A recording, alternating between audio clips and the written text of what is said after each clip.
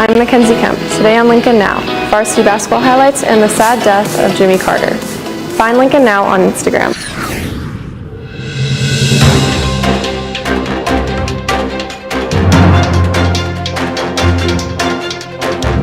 Live from Gahanna, WGLH-TV presents Lincoln Live with Aubrey Tomsick and Isaiah Banks.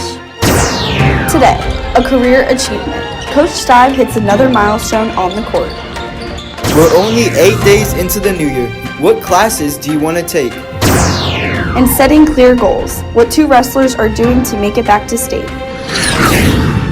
Lincoln Live starts now.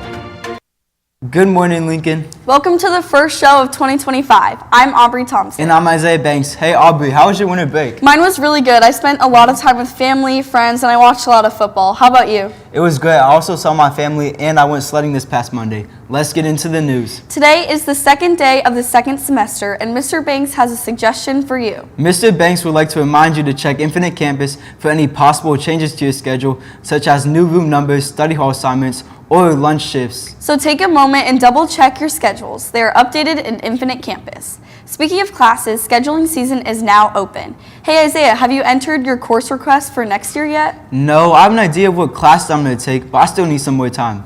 There are a couple resources out there to help you with scheduling. Right, I'm definitely going to check out the resources posted to the grade level Google Classrooms. Our Ellie Monig has more information to help you. As we kick off the new year, scheduling for the 2025-2026 school year is in full swing. Students can now begin entering their course requests into Infinite Campus. Something that's important to remember is a lot of preparation goes into building the scheduling process. It's a very big process. It's 150 plus teachers, almost 2,600 students, all getting scheduled into the classes they need to graduate and things that they are interested in. We have 176 courses that we offer, and that doesn't even include the sections that need to be built for each subject. So your requests actually help us build our master schedule. It lets us know about how many kids are interested in taking the course, and then that helps us pick our staffing and the number of sections that we need. Selecting your courses should align with your graduation requirements, interests, and future plans. For the past 3 years, I've been trying to map out my A-period day to find classes that are suitable for me, such as taking harder classes like APs and CCPs, and also giving some time for myself to enjoy classes like experiences with foods.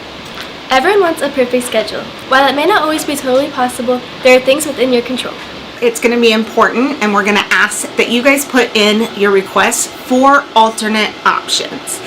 In the event that you don't get a class that you signed up for, this way we have some alternates that maybe we can try to fit into your schedule as a backup. Students should create a schedule that fits their personal goals and needs while also thinking about their overall schedule and mental health. It's all about what helps you succeed and feel balanced. So for my classes this year, I've taken a lot of my required classes and advanced classes, and for next year I plan on taking more CCP classes and more AP classes just to get my GPA up and get more college credit for graduation. High school is a great time to try different classes and figure out what you enjoy, whether it's something you want to do as a hobby, a career, or study more in the future. One of the really cool things about Gahanna Lincoln is that we have a very vast curriculum. There are so many courses here to choose from.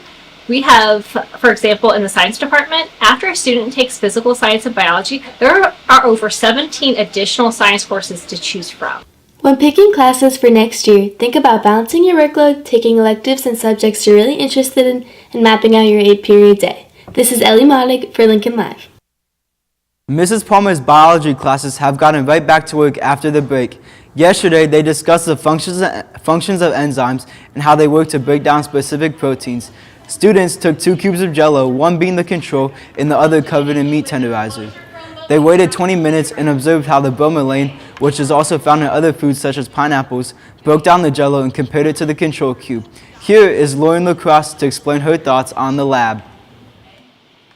We collected our observations, knowing that the enzyme, which was the meat tenderizer, broke down the protein, so it just broke it down and it left the sugar. It's cool and important because it allows you to know how gives you a visual example on what's actually happening rather than just learning it from paper in a textbook.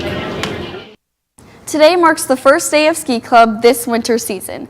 Skiers should grab their bags after school and meet outside of the band rooms to board the buses. The goal is to get on the road to snow trails by 3:35, so have all of your stuff together and be ready to hit the slopes. While many people had a break this past week, many athletes here didn't rest over the break. Taylor Neer joins us in the studio to share all the sports highlights. Hey Taylor. Hey guys. Our varsity hockey team is leading the Blue Division. They had a successful weekend, winning 2 conference games to take the lead. They beat Worthington Kilburn on Saturday, and on Sunday they defeated Thomas Worthington in a close 2-1 game. Sam Heckathorn scored both goals, and goalie Stuart Heckathorn made a big contribution in net with 31 saves. We talked with Sam after the game to hear about the win. We started out slow today, got a goal before the first period ended there, and then second period just battled through, and then third period got a 2-0 lead right there, and just right to the end just battled and got the victory and swept the T-Dub for back-to-back years. Our boys basketball team is coming off an exciting win last night. This win marks Coach Stive's 4th win in his coach career here at Gahanna. The Lions defeated DeSales in a crazy finish, 56-53. The team fought through a 10-point deficit late in the 4th quarter and was led by Xavier Rogers, who had 23 points in the night and hit a buzzer beater to win it. Here's last night's amazing finish.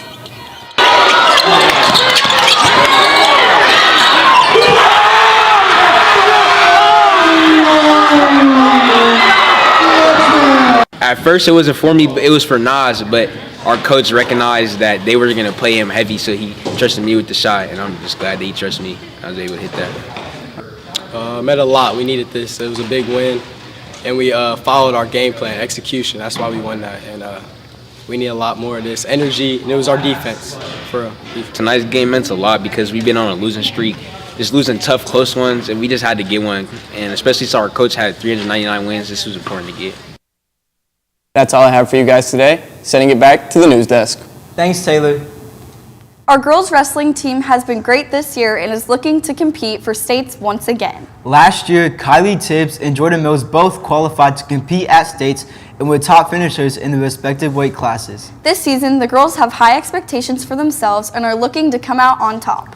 Our Jayla Daniels went and took a deeper look into how Kylie and Jordan are preparing for states this year. Here at Lincoln, we have a very driven and competitive girls wrestling team. And last year, Kylie Tibbs and Jordan Mills had the opportunity to compete at states as a freshman and a sophomore. It was really exciting, and it was definitely nerve-wracking because my first year going to states as a high schooler. But I'm really glad I went, and I put a lot of hard work into it. It was really fun to hang out with everybody from both my team and other teams. And also it was a really great experience, like competitive-wise. There was a lot of tough matches, a lot of good people I was wrestling, and it was really fun. Competing at such a high level comes with lots of pressure, but the girls had a great support system to guide them through states. Being able to give her tips and tricks between each match, but really the most important thing was just the motivation, saying positive things, affirming the things that she already knows and telling her how awesome she is. I think that's the biggest thing when you're in a situation with a lot of pressure as an athlete and you put a lot of work in. You just want to be affirmed that your work matters. As her dad, I'm going to be supporting her no matter what, win, lose, or draw, and we're just excited for what she has, what the season has in store as a captain this year, and just new leadership role and a new opportunity to be one of the best in the state. This season, the girls are going to use the outcome of states last year to push for different results this year. We had 3 state qualifiers last year in Emily, who's graduated, obviously, and then we had Jordan and Kylie. Both excited about both of those girls going back to state this year. We want to add a couple more. We had a couple that were close last year, just on the cusp at regions up at Orange. Again, putting in some new stuff. We got a new style. Again, hopefully stuff somebody hadn't seen before, so we can kind of surprise some folks and get them back to state. While Kylie and Jordan worked hard all season and had a great run at states, the team is always pushing to have better results than the year before. I'm going to be working after practice and obviously working with my best during practice. Put the extra work in so that I can improve my skills and win this year. The thing I've been doing is just trying to work my best at practice, really get my conditioning solid, so I'm not dying at the end of a match. And we have practice 6 days a week, going to all those, make sure I go to all those, even if I'm feeling a little sore from the next day. While using last year's results as motivation, they are looking to come out on top in the tournament this year. This is Jayla Daniels for Lincoln Live. Thanks, Jayla. Well, Lincoln, we've reached the end of the show. But before we go, Isaiah, do you know what block blast is? Isn't that a game where you put the blocks on the board and clear them out? I played that all winter break.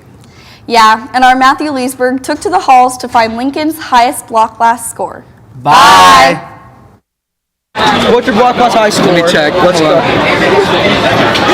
Alright, it's 10,163. That's crazy. 10,000. 15,103. That's pretty tough. 9,033. 6,785. That's not bad. 7,969. 69,058. 5K. 30,101. So that's just ridiculous. These kids are sweats. These freshmen. 9,281. 279,000. 16,295. 5,153. 5,937. All right. 6,791. My score is like 46.24. 32,582. 11,000 right there. I'm too good. 9,487.